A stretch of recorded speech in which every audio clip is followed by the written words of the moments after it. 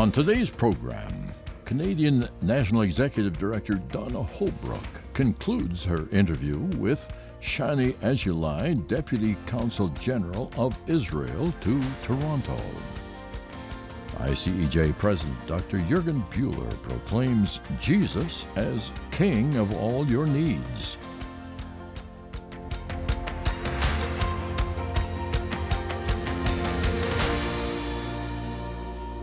Isaiah chapter 2, verses 1 through 3.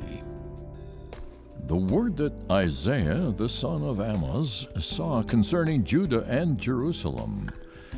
It shall come to pass in the latter days that the mountain of the house of the Lord shall be established as the highest of the mountains, and shall be lifted up above the hills, and all the nations shall flow to it.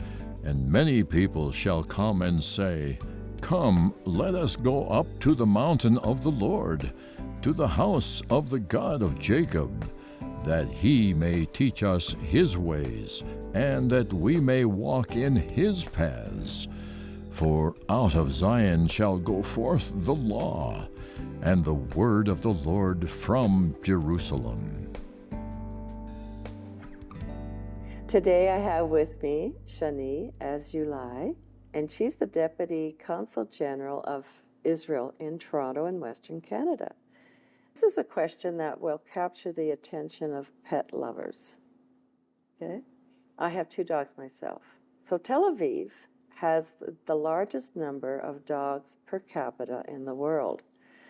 And so, but we also specifically interesting when considering how many are used as therapy dogs. How do you see the benefits of this? I think that was on a tweet you did. Right? So I can tell you that I have a dog myself. I had dogs my whole life, I think. Me too. Yeah. So you would know the benefit, what, Yes. what it does to your, to your soul, to your heart. And also I think I read that people that has pets, especially dogs, are more healthy because it made them, lower blood pressure. Yeah, also they, it gets you to walk and to socialize with other people that has dogs. So this is correct. Israel in general, but Tel Aviv specifically, is very dog friendly. So it's really nice. It's also, I think, the weather allows you to hang out with your dog all the time outside. Many bars and restaurants are dog friendly. You make me homesick for Israel, the promenade and the Mediterranean. Exactly. And you would always see people walking with their dogs. Another interesting fact that I think has a direct connection to this is also that in Tel Aviv there are the highest percentages, I think, of vegan people in the world. It's it's the most vegan-friendly city in the world. So there is a very a big love for animals in general. Now, share it with us why you support Zionism as not just an idea, but the heart and soul of who we are. That was a tweet that you had put out. So for me, this is actually pretty personal a question, even though it sounds very formal to us that an Israeli diplomat. My grandparents are Holocaust survivors. So this is from one side of my family, my mother's side. My grandfather was a partisan, and my grandmother had to flee to Russia. They were both born in Poland. Okay. And they have incredible life stories, and maybe we can also keep it for different time. It's a very long story. And on my father's side, he was born in Morocco. So both of my family from both sides, dreamt to come to Israel one day. And for them, even though they're just first or second generation there, and for me, this is home. There is no other place. I'm sure that other people in other countries, they know, they feel the same way about their country. And of course, we can also go and talk about the longer history, we're talking about thousands of years of this connection between the Jewish people and the land of Israel. And in all our prayers and the most ancient books, we always pray to go back there and build our home there. That's right. Yeah. So this is, it's just, as I said, it's home. Now, you have another quote that you like. I think others do too, but it is an important one. Don't dream your life, live your dreams. Shani, you have lived your life thus far in Israel, Belgium, New York City, and USA, and now Canada. So geographically, Israel is not even the size of Vancouver Island. You know that now, right? Yeah. It's the size of Lake Ontario.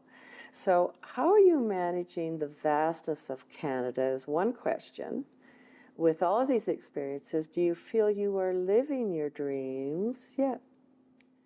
So I do feel, I'll start by saying I do feel like I'm living my dream. My dream was to become a representative of Israel. I guess also because of my family history and story I just shared with you. I remember sitting at the first day in university, and we were like 300 people in the class of the international relations, I don't know, like 101. Okay. And the professor said something like, because of the title of the class, and he said, I know you all think you're going to be ambassadors one day, but you're not. And I remember sitting there at the class and saying, no, I will. Good. I will. I'm not. I get it. Yeah. And so I do feel like I'm living my dream. It's obviously not, it's a very hard job, but it's very rewarding. You did a good research before that you know some of my favorite quotes. And regarding the size of Canada, like you said, vast, right? even the size of Toronto, for me, it was so hard to grasp. Like, I have the proportions of Israel and even Belgium, which is not bigger than Israel. That's right. So it was, and it's still hard for me to really understand the size of it. But you have traveled it. I traveled. I've been in the Rockies. I've been in Vancouver. Are you amazed? Yes, I also we called our dog after Jasper, the national park. Did you? Because we loved it so much. We had to have a memory from there. And I just think, first of all, it's an amazing country. I want to see so much. I feel like 3-4 years of a posting is not enough. But it also shows how full of potential there is there for collaboration with Israel and Israelis. So it's great. You have a lot of support out west. We do. So now, what goals are in your sightlines to achieve while here in Canada? You have had an opportunity to meet some of our Christian communities here in Toronto, we know. For instance, and as well as out west.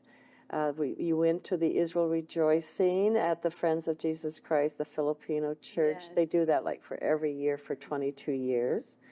It had to be indoors this year. Next year, it'll be out at Earl Bales. So what are your thoughts about how we, as a country, can best work together? So as you said, I was at the Rejoice for Israel at the Filipino church. It was in August, It was incredible. They knew the songs and dance, like Israeli songs, and that better than most Israelis. I loved it. They're amazing friends. And actually yesterday, I was also in the Portuguese church, not too far, at the west part of the city, which was also a great experience. And we were welcomed there with love and hugs, and it was very, very exciting and emotional. So I would definitely want to continue and meet more and more of our friends in the Christian community and also other communities. We also had great events with the Muslim community here in Toronto and Hindu community, and we're strengthening ties also with the First Nations here in Canada. Oh, yes, okay. Yeah. So I think this is also connect to your question about our goal, is really to strengthen those connections, create new ones, and just not only show Israel to Canadians, also show Canada to Israelis. Exactly. It's as important, and that's the heart and the core of our work here. And so is there anything else you would like to say to our viewers?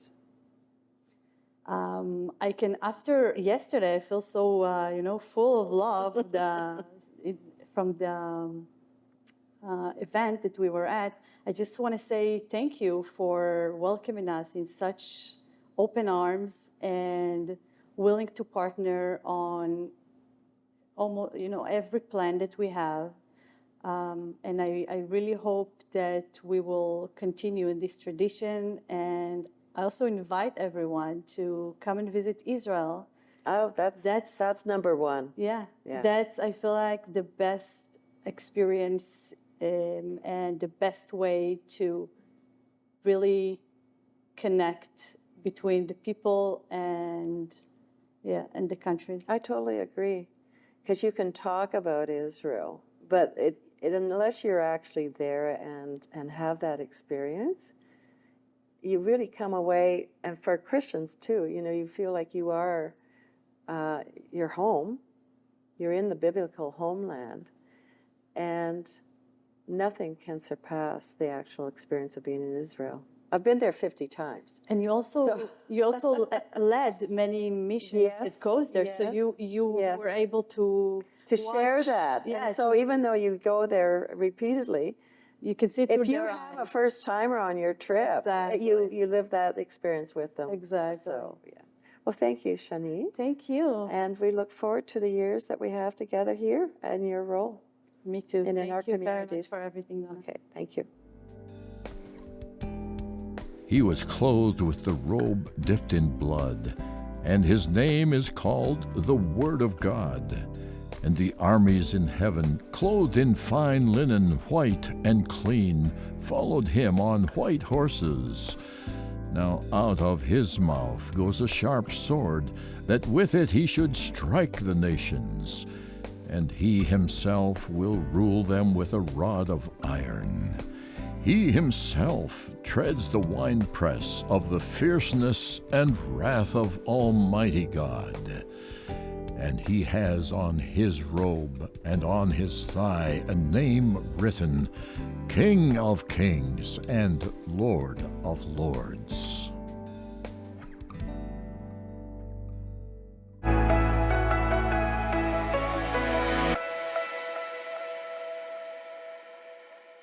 Now there's one very specific aspect of the kingship of the Lord that I really would like to highlight here. In Psalm 10, for example, the Lord is king forever and ever.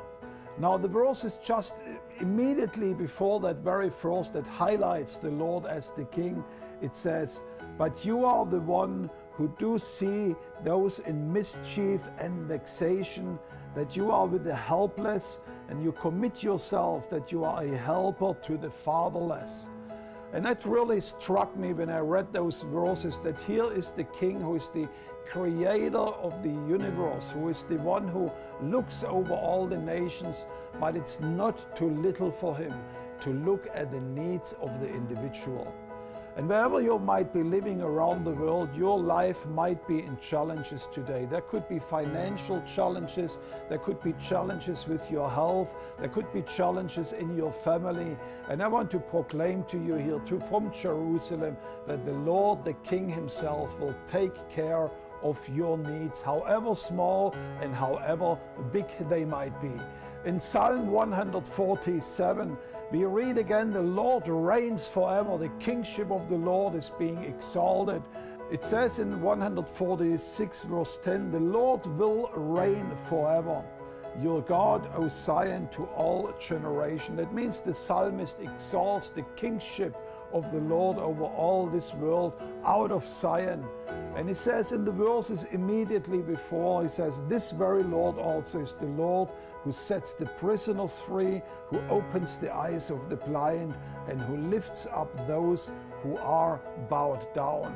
That means this King of the universe, he is also the King of the individual. Heaven is my throne, and earth is my footstool. Oh, where is the house you will build for me? Whom of you will hear tonight the cry of the Father? Raise in the house. Who of you will hear the cry of my heart, the cry of his heart? Where will my resting place be? Oh, here, oh Lord, have I prepared for you a home? Lord, have I designed for you to dwell? Oh, here, oh Lord, right here, right now. Oh, for you a home. Here's your house, here's your resting place. Here, oh Lord, I'll wait for you.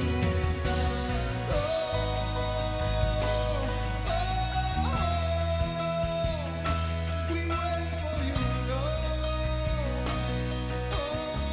You're the cry of our heart. Come and take your place.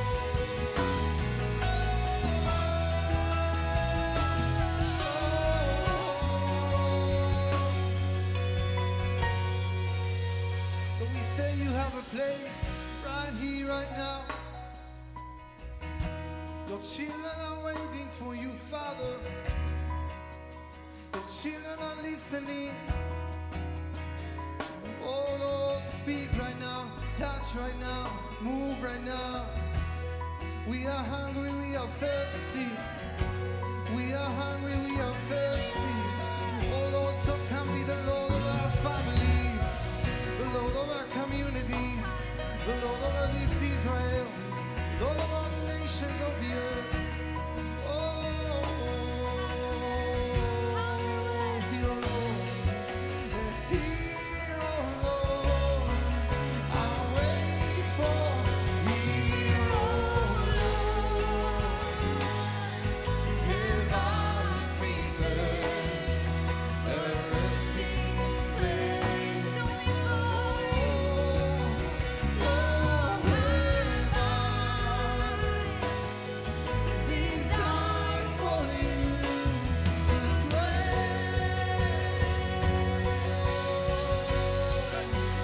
Here, oh Lord, have I prepared for you a home?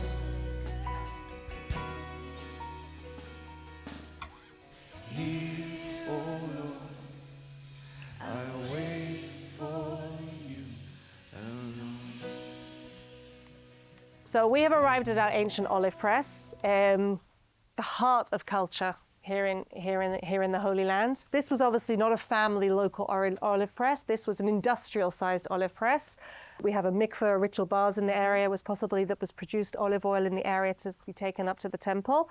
So how would it work? Again, you have to imagine harvesting season, the olive trees full of olives. You have come about a month and a half after the olive season. However, I found the last 2 olives that I have seen in the whole of the land of Israel from an olive tree. and they're literally just bursting with oil. Shall we mix some olive oil? Yes, I think that would be great. As long as did you have enough breakfast, Donna? You got enough strength in your arms? Yes, go ahead. Okay, so I'm going to put these olives here, and I need you to push this. You might need me to help you, because it's kind of heavy. There we go. You can do it by yourself, I think. Okay, now obviously there would be a mule or a donkey. Keep going a little bit. Okay. There we go. All right, there we go. 2 crushed olives. Now you have to understand the difference between crushing grapes and crushing olives. When you crush the grapes, you don't want to crush the pit.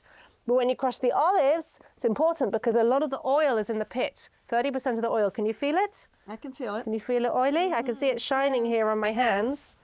See, if you want now, I can take some of this oil and I can anoint you. Oh, See, there you go, like the priests and the kings. Now you have to understand the word to anoint in Hebrew is limshoch. The anointed one is the Mashuach. Now if that's the word sounds like into the Mashiach, the Messiah, is literally the anointed one.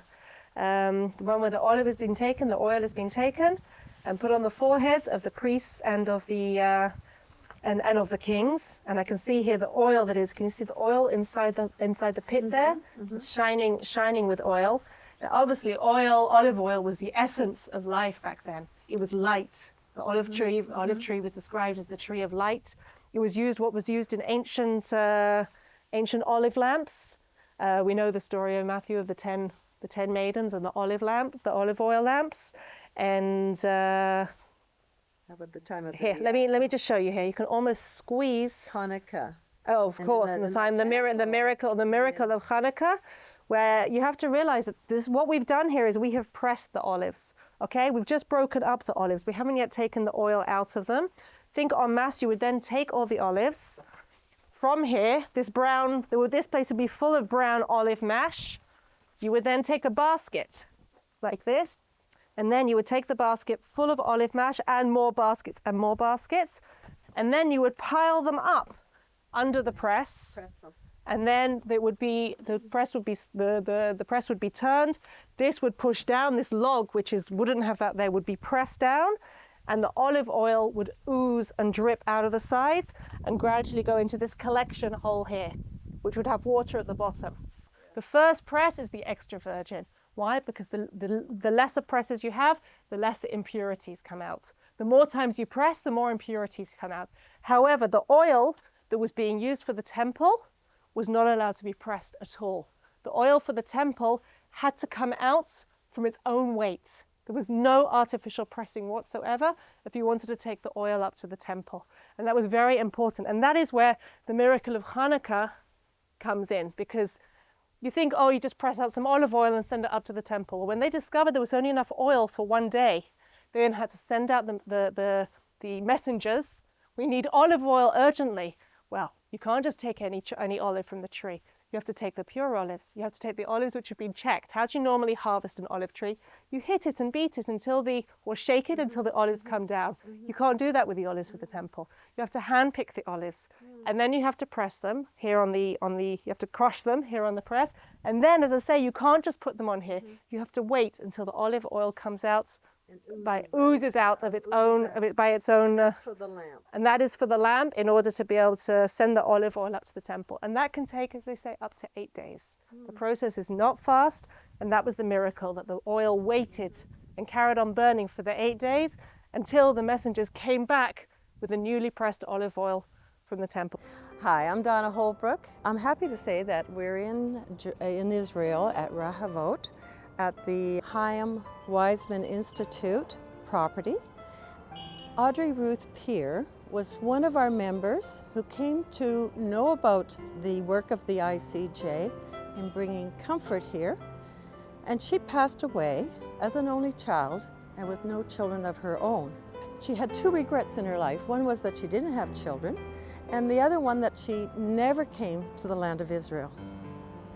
So when she passed away, she left an estate, and I wanted to make certain that the funds that she had given to us would be used in a way that she would have wanted. It was not designated. So I had a list of the ICEJ aid. I shared it with her friend Pat. I said, Pat, what do you think Audrey would like, how we use her funds? And so it was decided. So music was important to her. children also important to her. And so we undertook the fund and we divided it 4 ways equally. And it went to a petting zoo for orphan boys near Tel Aviv. It also went to build 2 new music rooms at Bet Yosef up at Haifa, which is a very large community center. We also helped to complete a playground for another orphanage to the south of Israel. And then it enabled us to restore our scholarship for Christian young adults. This is a legacy that one of our members left. Her name, even though she was never in Israel, her name is in the land on those 3 projects, and it continued for 5 years on our Canadian scholarship for Christian leaders who have never been to Israel, who are in the age group of 17 to 30. 30 scholarship. These are new ambassadors back to Canada who are sharing their love of Israel and their understanding for the Jewish people. Would you consider being a shomer, keeper of Israel, in your state giving? That leaves a wonderful legacy here in Israel. I'd like to thank you.